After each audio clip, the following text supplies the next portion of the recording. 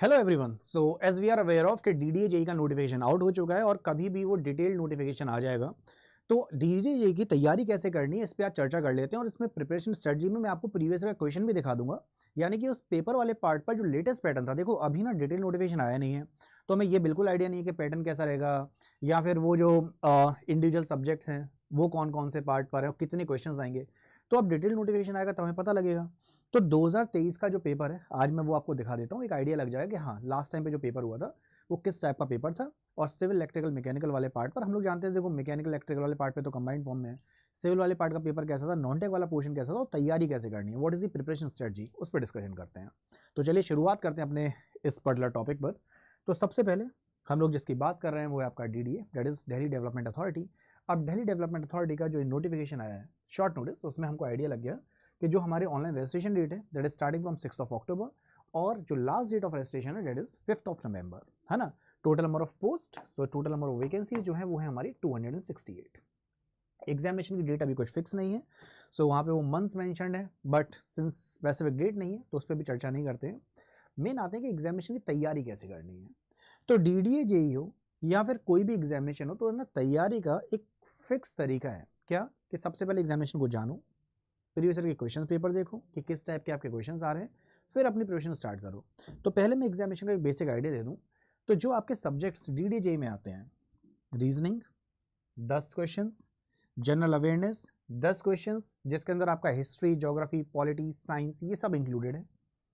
Then aptitude यानी कि maths वाला part, then English.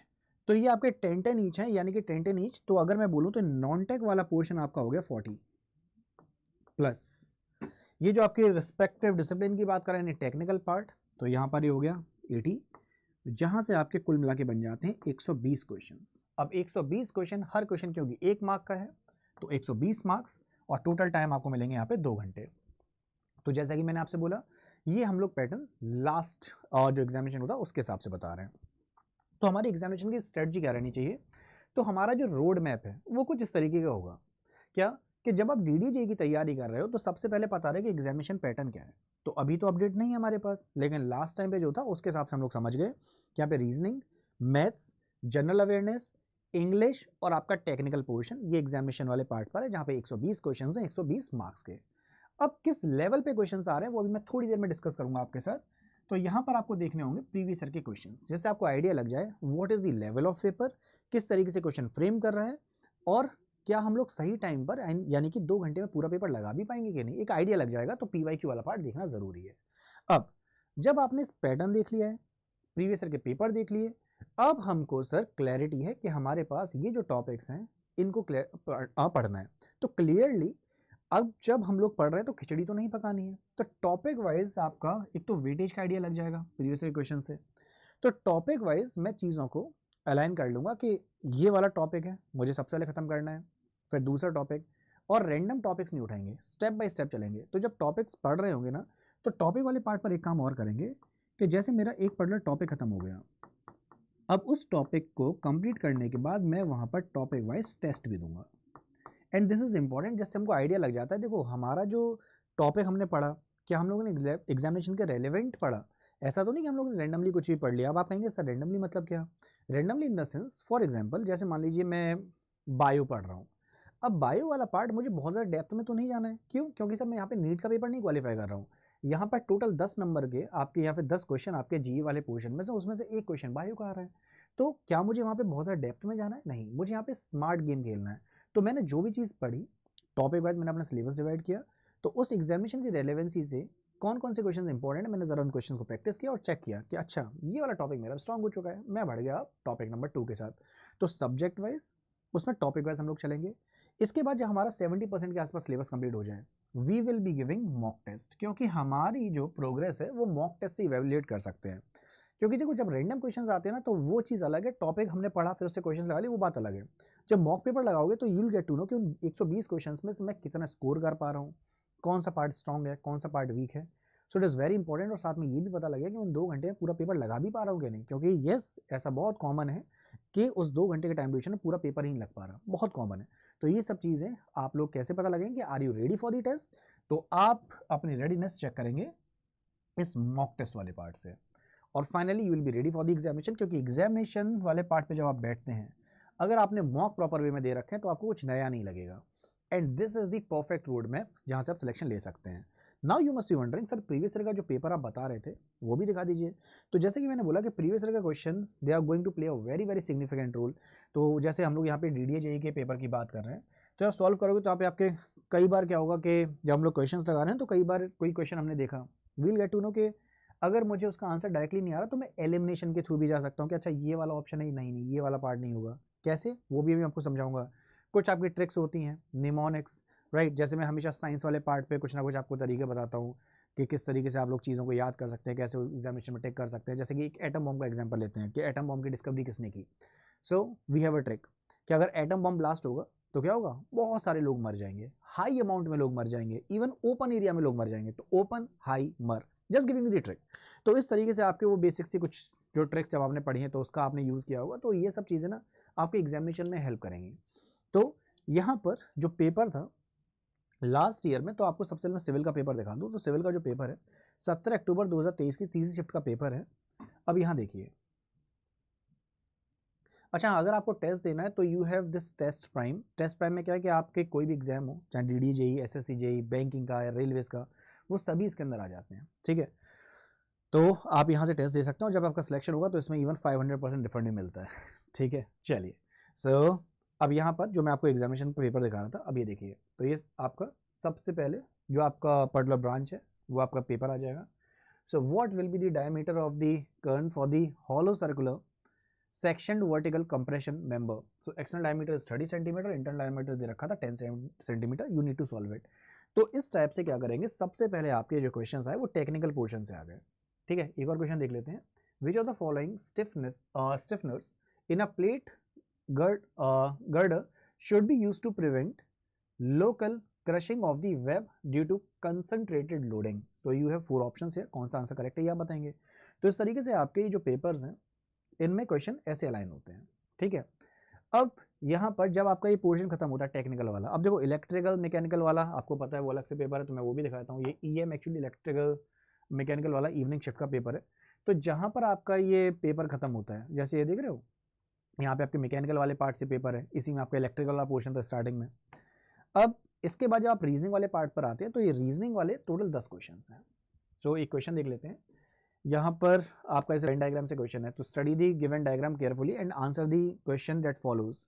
The number in the different sections indicate the number of persons in a small village with different professions. तो hunters हैं, मैशंस हैं, shepherd's हैं, तो ये जितने भी यहाँ पर प्रेजेंट हैं। अब यहाँ पर आपको बताना what is the number of shepherd's who are masons but not hunters to number of shepherds who are hunters but not masons। तो यहाँ पर बेसिकली आपके इस टाइप के क्वेश्चंस एग्जामिनेशन में पुटअप करेगा। अब मैं आपको एग्जांपल भी दे रहा था, देखो ये आपका जो क्वेश्चन है यहाँ पे आपको बताना है कि 42 के बाद 46 अगर आ रहा है, उसके बाद 62 आ रहा है, तो 162 के बाद बेसिकली क्या आएगा।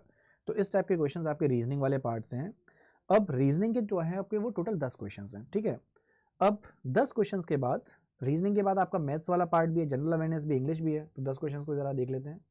10 के बाद आपका आ गया क्वांट का क्वेश्चन, क्या है हमारा एफिशिएंसी वाले पार्ट से क्वेश्चन है। So Ajay can do a certain work in 52 days, Bharat is 30% more efficient than Ajay, so they work together for 13 days. How many days will Chetan alone take to complete the remaining work if Chetan is 8% more efficient than Ajay.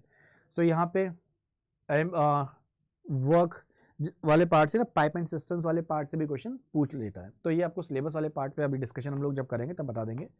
तो ठीक है, तो यहाँ पर ये आपके हो गए 10 नंबर के क्वेश्चंस अगेन मैथ्स वाले पार्ट से। तो 10 नंबर की रीजनिंग हो गई, 10 नंबर की आपके यहाँ पे मैथ्स हो गई। इसके बाद फिर आपका आ जाता है जनरल अवेयरनेस। अब जनरल अवेयरनेस में क्वेश्चन देखिए, आपका यहाँ पे स्टैटिक वाले पार्ट से भी क्वेश्चन हो सकता है, साइंस वाले पार्ट से, करंट अफेयर से। तो क्वेश्चन है public sector bank that is PNB signed a memorandum of understanding that is MOU with dash under its flagship scheme PNB Rakshak Plus scheme in July 2022। तो basically what would be the correct answer. तो इस type के questions आ रहे हैं। अब देखो जैसे science वाले पार्ट से देखें तो general awareness include science as well, ये सबको ही पता है, कोई भी एग्जाम हो उसमें साइंस भी इंक्लूड हो जाती है जनरल अवेयरनेस में। तो अब ये जो क्वेश्चन है देखने में लगे थोड़ा सा टिपिकल है, लेकिन इसको मैं बताता हूँ कैसे आपको सॉल्व करना है। In a human body most of the DNA is located in the cell nucleus, we are aware of. But a small amount of DNA can also be found in dash. अब देखिए इस question को जब देखेंगे तो लगेगा अरे हम लोग बायो से तो है नहीं, कैसे आंसर लगाएं। तो आपको याद होगा अभी हम लोग कल ही डिस्कस किए हैं क्वेश्चन, और वो क्वेश्चन हम लोग एसएससी के पीवाईक्यू और सीडीएस के पीवाईक्यू से लिंक कर रहे थे। याद करो, एक क्वेश्चन था कि इनमें से कौन से ऑप्शंस हैं जिसमें खुद का डीएनए और खुद का राइबोसोम प्रेजेंट है। अब खुद का डीएनए और राइबोसोम किसमें होता है ये हम लोगों ने पढ़ लिया, हमको अच्छे से पता है सर। एक तो वो power house of the cell जिसको हम लोग माइटोकॉन्ड्रिया के नाम से जानते हैं, राइट। और दूसरा मेरे भाई क्या, प्लास्टिड। तो ये जो आपका माइटोकॉन्ड्रिया और ये जो आपका प्लास्टिड वाला पार्ट है, so mitochondria and plastid, sir इनके पास खुद के डीएनए राइबोसोम प्रेजेंट है। अब क्वेश्चन देखिए कि most of the DNA is present in the cell nucleus, उसे छोड़ो, स्मॉल अमाउंट ऑफ डीएनए और कहाँ मिल सकता है। तो small amount of DNA sir mitochondria के ऑप्शन में है, बिल्कुल दे रखा है, ये रहा मेरा आंसर। अगर यहाँ पे माइटोकॉन्ड्रिया नहीं होता तो सर मुझे प्लास्टिड दे रखा होता। तो यानी कि क्वेश्चंस को बस वो इस तरीके से घुमा फिरा के पूछ सकता है। So questions are simple. इसके बाद 2023 का पेपर 2022 का आपका कुछ यहाँ पे पूछ लिया, राइट।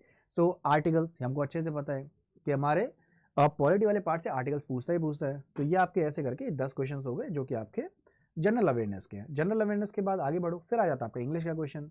सो इंग्लिश वाले पार्ट पे आपके जो क्वेश्चंस हैं वो अब आपके सामने प्रेजेंट है ना। तो ये देखिए, सो ये इंग्लिश वाले पार्ट पे से apparent, so select the most appropriate synonym for the given word in the blank. So it was dash that he hadn't slept in the bed at all. तो आपका यहाँ पे क्या होगा, सो इट वाज ऑब्वियस। तो इस तरीके के क्वेश्चन आपके इंग्लिश वाले पोर्शन से हो गए। अब इंग्लिश के आपके टोटल कितने हैं, 10 क्वेश्चन। 10 क्वेश्चन के बाद अब आपका क्या बच गया, इंग्लिश हो गया, क्वांट हो गया, रीजनिंग वाला पार्ट हो गया, मैथ्स हो गया। तो इस तरीके से आपके ये टोटल क्वेश्चंस हो जाते हैं, राइट। सो यानी कि अगर मैं नॉन टेक वाले पोर्शन को देखूं जो अभी तक पैटर्न था, 40 नंबर का आपका नॉन टेक हो गया है, 10 10 10 ईच। तो 10 की रीजनिंग, 10 की मैथ्स, 10 का जनरल अवेयरनेस और 10 की इंग्लिश, बाकी आपका क्या टेक्निकल पोर्शन है। तो इस टाइप के क्वेश्चन आपके एग्जाम में आ रहे हैं। तो मैं वापस रिपीट कर देता हूँ, जब आप लोग किसी भी आप पर्टिकुलर ब्रांच से हैं, हमारे लिए सबसे बढ़िया स्ट्रेटजी ये रहेगी कि सबसे पहले एग्जामिनेशन को पैटर्न को जान लिया, जो कि आज हमने डिस्कस कर ही लिया है। प्रीवियस ईयर के पेपर देखेंगे, आइडिया ले लेंगे what is the level of paper. तो जब हम लोग टॉपिक वाइज पढ़ रहे होंगे तो हम लोग टॉपिक ना इस तरीके से पढ़ेंगे कि बहुत ज़्यादा डेप्थ में भी ना जाएं, लेकिन उतना ज़रूर हो कि हमारे एग्जामिनेशन के लिए रेलिवेंट हो। इसके बाद मॉक टेस्ट लगाएंगे and yes will be ready for the examination. तो अगर आपको आइडिया है कि किस तरीके से पढ़ना है तो आप केवल प्रैक्टिस कर सकते हैं, मॉक पेपर्स यूट्यूब पे आपके सेशन चल रहे हैं, राइट। लेकिन इफ़ यू वांट कि सर मुझे तो किसी बैच में पढ़ना है जिससे मैं सीक्वेंस ऑर्डर में पढ़ पाऊँ, तो उस बैच के लिए व्हाट यू कैन डू, आप जाएंगे अड्डा 24/7 की वेबसाइट पे, वहाँ पर आपका ऑल कोर्सेज में एजे एग्जाम, इसमें आप DDAJ अपना सेलेक्ट कर सकते हैं अपनी ब्रांच चूज करके। और ये जो अमाउंट दिखा रहा है इतना अमाउंट किसी को नहीं देना है, बिकॉज 25 सितंबर जो बैच स्टार्ट हो रहा है, we have a coupon code for that, और for maximum discount you can use the code Y723। Y723 आप जैसे ही लगाओगे आपको मिल जाएगा मैक्सिमम डिस्काउंट। सो आपका जो बैच स्टार्ट हो रहा है वो आपका 25 सितंबर से स्टार्ट हो रहा है, और आपके दिमाग में कोई भी डाउट या क्वेरी है तो आप कमेंट सेक्शन में फिर पूछ सकते हैं। सो तब तक सब लोग अच्छे से ख्याल रखिए, और हाँ examination guys all the very best.